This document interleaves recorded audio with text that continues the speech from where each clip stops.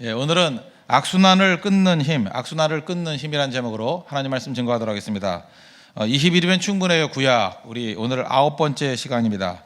구약 전체를 10가지 시대로 나누어서 접근하고 있죠. 딱 반 정도 오기 직전에 왔는데 4가지 시대를 살폈습니다. 첫 번째는 원역사 시대, 두 번째는 족장 시대, 세 번째는 광야 시대, 그리고 네 번째는 정복 시대, 여호수아까지, 다섯 번째 사사 시대에 왔습니다. 오늘 9번째 시간입니다.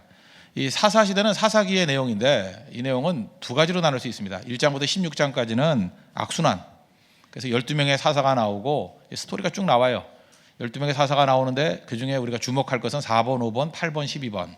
이렇게 4명 정도만 보면 되고 나머지는 그냥 뭐 40년 동안 지냈더라, 6년 동안 지냈더라 하고 한 줄 묘사되는 사람들이 많습니다. 그러니까 12명이 있지만 살펴볼 만한 건 한 4명 정도. 4번, 5번, 8번, 12번 이렇게. 그러니까 여자 사사였던 드보라, 그 다음에 기드온, 그 다음에 이제 불우한 가정에서 태어났던 입다, 마지막 12번이 삼손과 기드온이 제일 유명하죠. 두 사람 정도. 그리고 17장부터 21장까지는 두 가지 에피소드입니다. 두 가지 에피소드인데 이 에피소드는 좀 해괴망측한 에피소드죠. 그래서 종교적인 지파 둘을 들고 있습니다. 하나는 단지파고 또 하나는 레위 지파. 그 단지파가 얘기를 했죠. 그 블레셋 지방에 있던 곳이라고. 우리 다시 한번 정복했던 땅을 나누던 얘기, 분배 얘기를 보면은 세 파트가 있다 그랬죠. 요단 동편에 두 지파 반. 그 다음에 그 가나안 땅에 들어와서는 가장 큰 지파인 유다 지파와 요셉 지파의 대비. 그 다음에 세 번째가 기타 지파 넘버링 해가지고 7개를 말했는데 1번, 2번은 유다 지파에 흡수된 지파. 그 경계선에 있던 베냐민 지파와 그 내부에 있던 시므온 지파 흡수돼 버렸다. 그리고 갈릴리 지방에 있던 네 지파 기둥같이 있었다 그랬죠. 스불론과 납달리, 해변 쪽에는 아셀, 그 다음에 갈릴리 호수 쪽에는 이사갈. 이게 머릿속에 들어와야 되는데 마지막 7번째 단지파인데 단지파는 원래 블레셋 지방, 블레셋이 있던 해변 지방이 있었는데 너무 블레셋이 강하니까 견디기 힘들어서 북쪽으로 이주를 했다 그랬죠. 그래서 이단 지파가 됐어요. 이단 지파. 아주 악한 그 영이 임해서 계속해서 하나님을 대적하는 이 사이비 종교를 만들어내는 지파가 단지파입니다. 단지파. 근데 기분 나쁘게 그 단지파가 뭐 단군이라 그러고 뭐 우리 민족이라 그러는데 그 말같지도 않은 소리죠, 그죠? 스스로를 저주하는 얘기죠. 그건 아닙니다. 근데 그 단지파 스토리가 하나 나와요. 단지파가 지금 북쪽으로 이주하는 과정 가운데 그 미가의 제사장 데리고 올라가서 이단 종파를 만드는 얘기. 그게 에피소드 1이고 에피소드 2는 레위 지파인데 그 레위 지파의 어떤 사람이 첩을 뒀다. 이거는 사실 무슨 주간지에 나오는 얘기예요. 해괴망측한 게 한 7가지, 8가지가 중복이 되거든요. 그냥 간단히 설명하면 레위 지파인데 첩이 있어요. 이상하죠? 예. 근데 첩이 또 바람이 났어요. 이상하죠? 예. 그 다음에 또 데리러 가가지고 여관에 잠깐 묵었는데 주변에 있는 남자들이 잔뜩 몰려들어가지고 나오래요. 근데 여자를 나오라는 게 아니라 남자를 나오래요. 어디서 많이 보던 얘기죠? 소돔과 고모라 얘기, 동성애. 해괴망측하죠. 그랬더니 어떻게 네가 나가니? 그래서 첩을 대신 내줬어요. 이것도 해괴망측하죠. 이게 남자예요? 모르세요 이거? 첩을 데리고 나가가지고 그러면 남자가 무슨 걱정을 좀 해야 돼? 잠 쿨쿨 자요. 첩이 그 남자들 사이에서 그 머리 이런 말 써야 되냐? 윤간이라 그러나요? 밤새도록 괴롭힘당하다 죽어요. 이것도 또 해괴망측. 그렇다고 또 이 사람이 레위 사람이 또 열받아 가지고 이것도 또 말해야 되나? 토막을 내요. 토막을 여자 시체를 12토막을 내요. 이것도 해괴망측. 이거 해괴망측이 너무 많죠. 그걸 또 12지파에게 소포를 보내요. DHL로 이렇게 보내요. 그랬더니 또 그 12지파가 열받아 가지고 그게 베냐민 지파거든요. 기브아. 베냐민 지파를 공격하자 그랬다고요. 공격하자. 그때 이제 2번 져요. 11지파가 싸웠는데 한 지파한테 져요. 그것도 막내 지파 베냐민 2번 지고 세 번째는 이길 때 너무 화가 나니까 다 죽여버려요.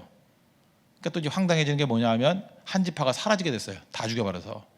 그랬더니 이제 길르앗에 있던 그 몇몇 베냐민 남자들이 있거든요. 걔네들 데려다가 야 니네 종족을 유지해야지. 근데 자기들이 또 맹세를 했거든요. 베냐민 지파에는 딸 안 주기로.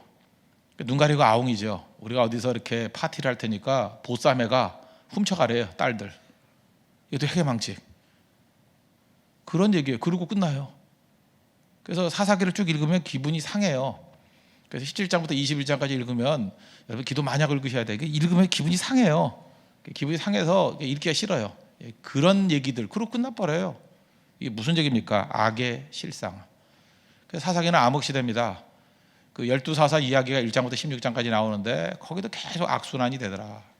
또 그 다음에 그 시대가 얼마나 악한 시대인지 두 가지 에피소드를 보여주고 있습니다. 하나는 단지파의 영적 타락, 또 종교적인 지파였던 레위 지파의 이런 육적인 환경적인 타락. 이게 사사 시대였다. 그래서 사사기를 읽으면서 우리가 느끼는 게 뭐냐면 목마름이 있어야 됩니다. 진정한 왕이 오셔야 됩니다. 그죠? 우리를 붙잡아줄 그 왕이 오셔야 됩니다.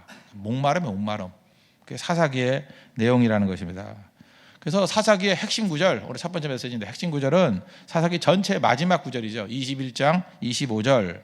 그때 이스라엘의 왕이 없으므로 사람이 각기 자기의 소견에 오른 대로 행하였더라. 왕이 없으므로, 이건 이중적 의미라고 생각을 합니다. 이스라엘에게 있어서 왕은 누굽니까? 하나님이에요. 하나님인데 왕이 없다. 무슨 얘기예요? 하나님을 왕으로 인정하지 않았다. 대신에 자기 소견대로 내가 왕이었다는 거예요. 이 시대 이 포스트 모더니즘하고 똑같죠. 뉴에이지 시대하고 똑같죠. 내가 왕이다. 내가. 지금 SNS 같은 데 한번 들어가 보십시오. 다 내가 왕이에요. 하나님이 말씀하신다. 순종 그런 개념 하나도 없어요. 내 판단이 왕이고 내 주장이 왕이고 내가 하는 모든 것들이 옳은 거예요. 나에 대해서 도전하는 사람들은 다 없애버리는 거예요. 그죠? 모든 사람이 다 왕이 시대 왕. 자기들이 다 왕이래요. 자기 소견에 옳은 대로. 그러니까 사사기 시대라고 그러잖아요. 사사시대라고. 이런 암흑시대가 오게 되었다는 것입니다. 그러므로 우리가 어떤 인생을 살아야 되느냐? 하나님 보시기에 좋은 인생을 살아야 된다는 것입니다. 이게 참 중요한 건데 이제 그 왕국 시대로 넘어가면은 나오는데 열왕기서를 한번 쭉 보면요. 열왕기서를 보면은 많은 왕들이 나오지 않습니까? 북쪽의 왕, 구왕조 열하왕, 그다음 남쪽 왕, 뭐 이렇게 여러 왕들 있잖아요. 그래서 총 왕들을 합쳐놓으면 거의 30명 가까운 왕들이 쭉 나오는데 왕들에 대한 평가가 나옵니다. 근데 뭐 군사를 잘 다뤘거나 외교를 잘 다뤘거나 나라를 갖다가 이렇게 경제적으로 융성하게 만든 왕, 이런 걸로 우리는 좋은 왕과 나쁜 왕을 이렇게 평가하지 않습니까? 근데 성경의 평가는 전혀 달라요. 그냥 한마디로 얘기합니다. 하나님 보시기에 좋았더라. 하나님의 보시기에 좋은 왕은 좋은 왕이에요. 또 반대로 하나님 보시기에 악했더라. 그럼 끝이에요. 아무리 뭐 문화적으로 융성하고 군사력이 강했다 할지라도 하나님 보시기에 악했더라. 그러면 악한 왕이에요. 대표적인 여로보암 2세. 군사 외교 나라 최강이었지만 하나님 보시기에 악하더라. 그러면 악한 왕이에요. 이 중요한 시각이거든요. 무슨 얘기입니까? 하나님 보시기에. 이거보다 중요한 건 없다는 거예요. 우리가 지금 성경에서 우리가 보여주는 건 뭐냐? 우리가 어떤 인생을 살아야 될 것인가? 하나님 보시기에 올바른 삶을 살아야 되는 거예요. 하나님 보시기에 좋은 인생을 살아야 된다는 거예요. 우리가 세상에서 뭐 높은 지위에 올라가고 돈 많이 벌고 권력 갖고 우리 그걸로 판단하려고 그러죠. 다 말짱헛걸하는 거예요. 하나님 보시기에 코람데오죠. In the face of God. 하나님 앞에서의 삶. 하나님 보시기에 좋으면 좋은 거고 하나님 보시기에 악하면 그 인생은 악한 인생, 무너지는 인생이 된다는 것입니다. 이게 신약 성경에 나오면 어떤 개념으로 되느냐면 기쁘신 뜻대로 뭐 이렇게 표현돼요. 에베소서 1장 5절 보니까 그 기쁘신 뜻대로 우리를 예정하사 기쁘신 뜻대로. 또 빌립보서 2장 13절 보니까 너희 안에서 행하시는 이는 하나님이시니 자기의 기쁘신 뜻을 위하여 뭐 너희에게 소원을 두고 행하게 하시나니. 기쁘신 뜻. 우리 기쁘신 뜻이라는 말을 그 영어 성경에 보니까 in accordance with his pleasure. 너무 재밌지 않아요? his pleasure. 하나님 마음대로래요. 하나님 마음대로. 그게 기쁘신 뜻이에요. 그러니까 우리 인생이 어떤 인생이 제일 잘 사는 인생이냐면 하나님 마음대로 되는 인생이 제일 잘 사는 인생이에요. His pleasure. 그러니까 인생이 두 가지가 있거든요. 하나는 my pleasure. 내 마음대로. 내 좋을 대로. my pleasure. 지금 우리 다 내 마음대로 살잖아요. 뭐 오늘 새벽에 나올래 안 나올래? 내 마음대로. 내 마음이야. 뭐 이잖아요. 그죠? 뭐 이번에 성교 갈래 안 갈래? 그럼 여러분 지금 주인이 누구예요? 나잖아요. 내가 판단 내리잖아요. 유럽을 갈까? 뭐 어딜 갈까? 뭐 이러면서. 그죠? 이렇게 계산하잖아요. my pleasure. my pleasure.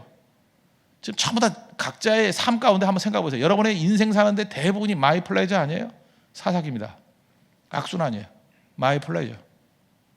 그런데 중요한 게 뭐냐면 His pleasure, God's pleasure. 하나님의 뜻대로. 하나님 마음대로예요. pleasure라는 게 뭐 딴 겁니까? 마음대로지, 마음대로. 하나님 마음대로예요. 하나님 마음대로. 하나님 마음대로 되면 그것이 최상의 인생이 될 수 있다는 것입니다. 성경에 있는 그 관점 중에 중요한 관점이 하나 있는데 창세기부터 요한계시록까지 이걸로도 성경을 풀 수 있어요. 누가 왕이냐? 누가 왕이냐를 물으면 돼요. 누가 왕이냐? 언제나 누가 왕이냐? 가가지고 그래요. 어떤 공동체 가서 여기서 누가 왕이야? 그거 물으면 돼요. 조금 여러분 사회를 아는 사람들 가보면요, 뭐 이렇게 여기서 누가 실권자야 이런다고요. 누가 실세야? 타이틀이 중요한 게 아니에요. 딱 가보면 알아요. 누가 실세인지. 그거 물으면 정답이 다 나오거든요. 그게 똑같은 거예요. 누가 왕이냐요? 누가 왕이냐? 사사기 때는 자기들이 왕이었어요. 자기 소견에 오른 대로. 마이 플레저. 그러니까 이게 이 악순환이 온다는 거예요. 혼돈이 온다는 것입니다. 그래서 우리 인생에서 제일 중요한 게 뭐예요? 내 삶의 왕을 하나님으로 모시는 삶. 그게 최고의 인생이 된다는 것입니다. 사사기가 보여주는 중요한 메시지라는 거예요. 그래서 오늘 그냥 이 단어 붙들었으면 좋겠어요. 마이 플레저에서 히즈 플레저. 하나님의 뜻대로, 하나님의 마음대로 변화되는 우리 하나님의 거룩한 종 되기를 바랍니다. 그러므로 1장부터 16장까지 내용이 뭐라 그랬어요? 악순환이라고요. 왜 그래요? 마이 플레저로 살기 때문에. 악순환일 때마다 하나님께서 이렇게 도와주시는 거죠. 그게 바로 사사를 보내주셨다는 것입니다. 그래서 악순환의 내용을 네 가지로 설명할 수 있어요. 하나는 범죄하면 그 다음에 하나님이 징벌을 내리시고, 징벌을 내리면 이스라엘 백성들이 간구하고, 간구하면 구원해 주신다. 그래서 저는 이거 항상 이렇게 요약하는 걸 좋아하니까 죄, 벌, 간구. 죄벌이 있고 재벌 같죠. 재벌. 예. 재벌이 간구한다 이렇게 되거든요. 죄벌, 간구. 죄가 있으면 징벌이 있고, 징벌이 있고 난 다음에 괴로우니까 간구가 있고, 그럼 구원해 주신다는 거예요. 재벌, 간구. 이 악순환이 12명의 사사를 통해서 물론 12번 있었겠죠. 근데 성경에 기록된 건 7번이에요. 7번의 악순환. 그래서 읽으면 지루해요. 똑같은 일이 벌어져요. 그죠? 하나님이 축복해 주시면 그것 때문에 범죄하면 하나님이 징벌하시고, 특별히 이방 민족을 통해서 공격당하고, 그래서 죽을 고생 다 하면 또 부르짖어요. 간구하면 하나님이 구원해 주시고, 사사를 보내서 구원해 주시고. 이게 똑같은 패턴이 반복이 된다는 것입니다. 읽으면서 그래요. 왜 똑같은 거예요? 반복해요? 그게 우리 인생이라니까요. 이거 왜 이런 일이 벌어집니까? 왕이었기 때문에 그래요. 마이 플레저. 이게 핵심이라는 거예요. 이게 읽으면서 막 답답해야 돼요. 마이 플레저가 이런 거구나. 여러분 인생 가운데 여러분들도 이런 악순환이 지금 몇 번 있었을 거예요. 연세에 따라 다 틀릴 건데 똑같은 일이 반복되죠. 하나님 축복해 주시면 집어떨어 살다가 깨져서 뭐 도와주세요. 그럼 다 구원받고. 또 이렇게 새벽기도 나올 때 지금 여러분 지금 이건 강구단 게 아니에요 지금. 그죠?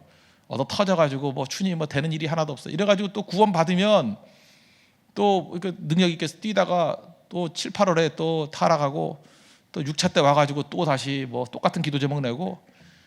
제가 왜 그걸 하느냐 하면 제가 여러분 내는 기도 제목을 이렇게 그 노트북에 넣어놓잖아요. 넣어놓으면 기도 제목이 매번 똑같아. 매번 똑같은 이유가 뭐냐면 그 중간에 하나님이 축복과 은혜를 구원해 주신 게 있는데 또 넘어지고 그게 우리 인간이라는 것입니다. 이 악순환 깨버릴 수 있는 길이 어디에 있어요? 마이 플레저로 사는 사람은요, 아무리 하나님이 도와줘봐야 또 반복이야. 또 반복. 똑같아요. 중심이 뭡니까? 중심이 깨져버려야 돼요. 중심이 깨져버리고 하나님이 나의 왕 되시는 삶, His pleasure로 살지 않으면 안 된다는 것입니다. 그래서 하나님께서 이런 악순환을 놔두시는 거죠. 왜? 이거 암흑시대니까. 이 성경을 보면 성경은 굉장히 숫자에 민감합니다. 그래서 성경을 보는 눈을 얘기해 줄 때 성경을 이걸 무슨 수학책으로 읽거나 이걸 어떤 뭐라 그래야 되나요? 정확한 기록, 그 뭐라 그러죠? 사실적인 기록으로 보면 사실이 아니란 얘기가 아니라 성경이 기록하는 틀이 있어요. 예를 들어서 그 마태복음 1장 보면 예수님 족보가 나오죠. 거기 보면 아브라함부터 다윗까지가 14대고 다윗부터 바벨론으로 포로로 끌려갈 때가 14대고 바벨론 포로부터 예수님까지가 14대다. 실제로 14대예요? 아니에요. 그 중간에 성경이 기록된 많은 사람들이 다 생략해버리고 14개로 묶은 거예요. 왜냐하면 그런 틀을 만들려고. 이게 히브리 사고방식이에요. 맞추는 거예요. 그거를 거짓말하는 게 아니고 그렇게 해가지고 의미를 찾아내는 거예요. 그래서 히브리에서 제일 중요한 거는 의미를 찾아내는 거예요. 이게 성경 읽는 법이거든요. 근데 이걸 바보들은 몰라가지고 뭐 여기에 뭐가 빠졌다느니 뭐 이거 집어넣어야 된다느니. 유태인들도 알아요. 그거를 몰라서가 아니라 성경에 다 기록이 있는데 일부러 이렇게 틀을 만들어서 설명을 하는 것입니다. 그래서 이런 거죠. 이스라엘 백성들이 애굽에 몇 년 동안 있었느냐? 그럼 성경에 두 가지 기록이 나와요. 430년이라는 기록도 나오고 또 뒤에 가면 전부 다 400년이라고 나와. 그러면 실제적인 시간은 430년이 맞습니다. 사실적인 기록은 이스라엘 사람들 알아요. 430년인데 그걸 430년이라 말하지 않냐고 상징적인 의미로 400년이라고 얘기한다고. 고난의 기간 400년. 그래서 400년 동안의 울부짖음 속에 하나님께서 그걸 해결한 사람이 누구예요? 모세. 그래서 고난기는 항상 400년이에요. 사사기도 마찬가지입니다. 사사기의 이 혼돈기가 몇 년인지 알아요? 정확히 말해서는 360년이에요. 360년인데 사사기 암흑시대도 400년이라 그래요. 그걸 사울왕의 통치 40년을 합쳐가지고. 그래서 그 암흑기로 얘기해요. 그래서 400년 동안에 암흑기가 있고 난 다음에 누가 왔어요? 다윗이 왔다. 그렇게 설명하는 거라고요. 그리고 신구약 중간기 말라기부터 마태복음까지 그 사이가 몇 년이에요? 이것도 진짜 400년이에요. 400년의 암흑기. 그 위에 누가 왔어요? 예수님이 오셨다. 그게 상징적인 의미라고. 숫자에 굉장히 민감한 거예요. 그러니까 무슨 얘기입니까? 항상 혼돈은 400년이에요. 400년의 혼돈에 하나님께서 말씀을 주시는 모세, 그죠? 모세의 율법, 모세의 오경을 주시는 말씀으로 혼돈을 해결했고, 그 다음에 400년 동안의 사사기의 혼돈 끝나고 난 다음에 말씀을 마음에 하나님의 법을 품고 있던 다윗이 나타나가지고 삶에서 하나님 말씀을 세웠다는 거예요. 혼돈을 악순환을 깨버렸다는 거예요. 400년 동안의 암흑기 가운데 혼돈 가운데 있던 백성들 가운데 예수님이 오셔가지고 혼돈을 깨버리고 모든 것을 완성하셨다. 이게 성경적인 시각이라는 것입니다. 이게 성경의 해석법이에요. 그걸 읽을 줄을 알아야 된다는 것입니다. 그러니까 무슨 얘기입니까? 왕이 없으면 악순환은 시작된다. 저는 시편 37편 31절의 말씀이 정말 중요하다고 생각합니다. 다윗 왕을 묘사할 때 이렇게 묘사합니다. 그의 마음에는 하나님의 법이 있으니. 그의 마음에 뭐가 있어요? 하나님의 법이 있으니. 성경이 왜 다윗을 그렇게 중요하게 여기느냐? 시편 37편 31절 이 말씀이에요. 그의 마음에는 하나님의 법이 있으니. 우리는 지금 많은 순간에 다윗에 대해서 외형적인 행동들을 추적하잖아요. 이런 거 했다 저런 거 했다. 행동보다 더 중요한 게 무엇입니까? 그의 마음에는 하나님의 법이 있으니. 이 관점을 가지고 풀어야 된다는 것입니다. 골리앗을 물리쳤다. 그보다 더 중요한 건 뭐예요? 다윗의 마음에는 하나님의 법이 있으니. 너는 칼과 단창으로 나오지만 나는 만군의 여호와의 이름으로 나간다. 그의 마음에는 하나님의 법이 있으니. 건전하겠다는 거예요. 환난과 고난 있던 거 그걸 바라보는 게 아니에요. 여호와께서 기름 부으신 자를 내가 죽일 수 없다. 이유가 뭐예요? 그의 마음에는 하나님의 법이 있으니.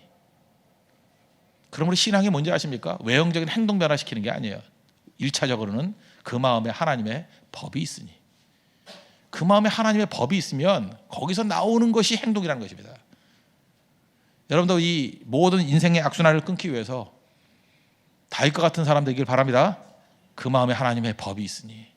모세가 한 일이 뭐예요? 노예 근성을 갖고 있던 모든 백성들의 마음 가운데 그 마음에 하나님의 법이 있으니. 예수님께서 하신 말씀이 뭐예요? 우리 겉으로의 행동, 바리새주의 그거 아니다. 그 마음에 하나님의 법이 있으니. 그 마음에 하나님 법을 심는 거예요. 그게 악순환을 끊는 길이다. 여러분도 마이 플레저에서 히즈 플레저, 하나님의 법을 심을 줄 아는 우리 믿음의 신실한 종 되기를 바랍니다. 그러면 악순환은 끝난다는 것입니다. 그 다음에 이제 두 번째로 살필 것이 사사인데, 이거 잠깐 간단히 한 사람만 살필게요. 기드온 정도만 살피면 좋을 것 같은데, 사사라는 말은 영어로 저지죠, 저지. 그래서 이렇게 한글로 번역된 어떤 성경 보니까 판관이라고 돼 있는데, 재판관입니다. 그러니까 이스라엘은 기름 부음 받은 자가 셋이 있었죠. 기름 붓다라는 게 뭐냐? 마사예요, 마사. 히브리 말로 마사. 이 마사라는 말에서 영어 단어가 머사이어, 그러니까 우리 한국말로 번역 메시아. 메시아는 히브리어고 머사이어. 그 마사에서 나온 거야. 마사라는 말에서 영어로 그냥 머사이어, 메시아. 그게 히브리. 그다음 그 헬라어로는 크리스토스, 크라이스트, 그리스도. 그러니까 메시아라는 말과 동의어가 뭐예요? 그리스도. 다 공통점이 무엇입니까? 기름 부음 받은 자. 그러니까 그리스도는 세 가지가 있죠. 왕, 제사장, 선지자. 왕이 하는 일은 뭐냐? 두 가지를 했어요. 재판과 전쟁. 그러니까 재판하고 전쟁하는 거. 왕이 하는 일. 그 다음에 제사장이 하는 일은 뭐냐면 하나님께 나아가는 거, 예배. 선지자가 하는 건 말씀 증거. 이 세 가지를 다 가진 존재가 사사입니다. 사사는 특징이 뭐냐? 하나님께서 위기를 해결하기 위해서 임시방편으로 보낸 일꾼이에요. 단 세습할 수 없어요. 당대에서 끝나요. 세습하면 사사 아니에요. 세습하는 거 왕이죠. 세습할 수 없어요. 그래서 하나님께서 간헐적으로 시대마다 건져주시기 위해서 사사를 보내서 12명의 사사를 통해서 건져주십니다. 그게 스토리인데, 우리가 기억해야 될 것은 4명 정도라 그랬죠.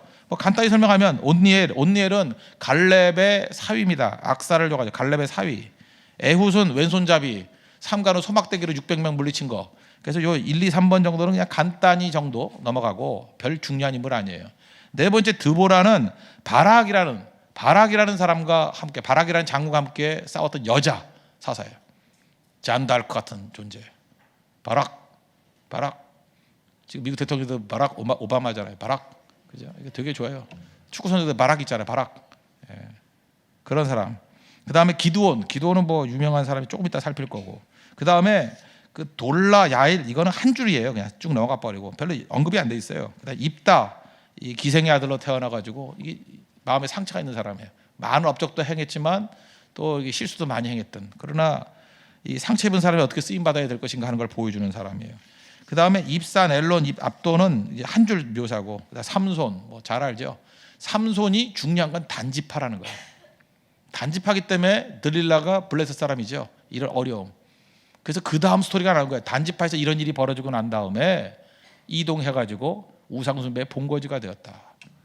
사실 우상숭배의 뿌리가 된 것 중에 하나가 삼손의 실패에도 있다라는 것입니다. 뿌리. 그래서 삼손 스토리 때문에 그 다음 나오는 스토리가 나오는 거고, 그다음 또 재밌지 않아요? 이제 미리 좀 설명한다 그러면 베냐민 지파를 다 죽였다 그랬죠. 다 죽이고 그 멸절돼 가지고 처녀들 보쌈해 가라. 그래가지고 간신히 유지된 지파가 베냐민 지파예요. 베냐민 지파는 출애굽했을 때 그 지파가 아니에요. 다 학살당해서 완전히 멸절된 지파예요. 그래서 몇 명 남지도 않았어. 그런데 이스라엘의 초대왕이 누구예요? 사울이 무슨 지파예요? 베냐민. 이게 연결이 되는 거예요. 그러니까 그 사울의 아버지가 기스인데 아마 이렇게 얼굴 상처가 많은가 보죠. 기스가 많이 나는데 기스인데 이 기스가 입지전적인 인물이라는 거예요. 그죠? 자수성가한 사람. 그러니까 다 망한 집안에서 이렇게 세운 거죠. 그래서 양면이 있어요. 겸손한 것 같은데 교만해. 뭐 이렇게 자기를 가리는 것 같은데 막 드러내. 그래서 우리 교회에서도 보면요, 약간 이게 멘탈에 문제가 있는 사람들이 뭐냐면 자수성가한 사람들이에요. 자수성가한 사람들 겉으로 보면 되게 멋있어요. 멋있는데 어느 부분에 있어서는 어두운 부분이 있어. 이건 성령 안에서 치유받기 이전에 문제가 된다는 거예요.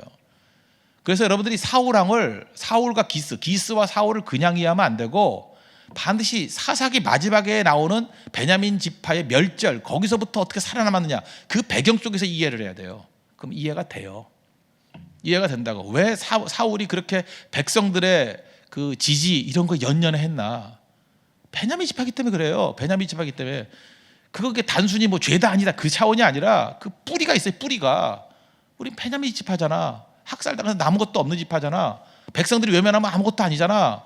백성들이 다 공격을 해가지고 베냐민 지파를 공격했을 때, 멸절당했을 때 그 아픔이 기억에 있는 거예요. 트라우마가 있다고. 트라우마가. 성경 그렇게 봐야 됩니다. 그걸 해결해내야 된다는 거. 그게 삼손이에요. 삼손이 단지파였다는 거. 이게 중요한 거죠. 오늘 기드온에 관한 것만 잠깐 살핀다 그러면 기드온은 중요한 게 이거였어요. 그 왕이 될 만한, 왕 되겠다고 하는 언급을 했던 사사는 기드온밖에 없어요. 그만큼 훌륭하다는 거죠. 그래서 백성들이 와가지고 뭐라 그래요? 왕 되게 해주십시오. 그랬더니 무슨 소리야? 여호와께서 너희를 다스리라. 오늘 말씀하죠? 맞는 얘기죠. 그런데 기드온의 약점이 뭐냐? 한 가지 약점이 있었어요. 나는 왕 되지 않겠다. 그리고 깨끗이 물러나면 되는데 욕심이 생겼어요. 야, 혹시 있으면 금귀걸이 있으면 갖고 와. 돈에 대한 욕심이 있었죠. 은퇴는 하겠는데 그래도 내가 수고했잖아. 금고리라도 하나 갖고 와. 그랬더니 백성들이 정말 뜨거운 마음으로, 정말 고마운 마음으로 이렇게 펼쳐놨더니, 천에 펼쳐놨더니 다 집어던졌어요. 그래서 그걸 하나 받아가지고 뭘 만들었냐면 에봇, 금 에봇을 만들었어요. 그 에봇이 제사장이 입는 조끼예요. 조끼 하나 만들었어요. 그냥 에봇도 우리 지난번 한번 계산해보니까 그 금은 보석 다 붙이면 한 2억쯤 돼요. 근데 금으로 만든 에봇이었으니까 한 20억, 30억쯤 됐겠죠. 뭐 그런 거. 그랬더니 사람들이 그거를 섬기기 시작했어요. 우상숭배하기 시작했어요. 기도 쓸데없이 이런 거 안 했으면 되는데. 그래서 아들이 70명이었거든요. 70명인데 아비멜렉이라는 첩의 자식이 또 나와가지고 다 죽여버려요. 그래서 결국은 이것이 올무가 돼가지고 기드온의 말로는 불행합니다. 그래서 기드온이 보여주는 것 중에 하나는 뭐냐? 뭐 저를 비롯해서 우리 모든 사람이 잊지 마십시오. 하나님의 일을 하고는 깨끗하게 물러나십시오. 깨끗하게. 그러지 않으면 패가 망신합니다. 성경이 중요한 메시지예요. 주애를 다 하고 난 다음에 공치사하는데 얼쩡거리다가는 기드온 꼴 난다. 깨끗하게 물러가라. 우리 인간이 추구할 게 세 가지입니다. 권력과 재물과 명예. 다 가지려 그러면 망합니다. 하나 정도 주시면 감사히 여기고, 혹시나 하나님이 둘 주시면 겸손함으로 감당하고, 셋은 주실 리가 없어요. 셋은 주실 리가 없다고. 어떤 재벌 회장님께서 돈도 있었고 그 정도 명예도 있었잖아요. 권력까지 얻으려 그러다가 이상해졌죠. 더 설명 안 해도 되겠습니다. 어떤 장군님께서는 권력도 잡으시고, 그죠? 명예도 웬만큼 있었잖아요. 뭐 근데 거기다 돈까지 먹으려 그러다가 참 힘들게 되셨고, 그 남 얘기가 아니라니까요. 여러분들 한번 그 자리에 가봐요. 힘이라는 건 언제나 썩을 수 있다는 것입니다. 힘은 조심해야 됩니다. 힘은 정말 무서운 거예요. 하나님이 내게 힘을 주셨다, 이건 두렵고 떨리는 마음으로 서야 돼요. 반드시 그것은 도움이 아니에요. 내게 재앙이 될 수 있다는 것을. 그래서 하나님이 주신 힘을 가지고는 겸손하게 주를 위해 다 사용하겠습니다. 그리고 사라집니다. 그것보다 중요한 건 없다는 거예요. 오늘 기도원이 보여주는 이 메시지를 붙들고 성실하게 서 있는 믿음의 종 되기를 축원합니다.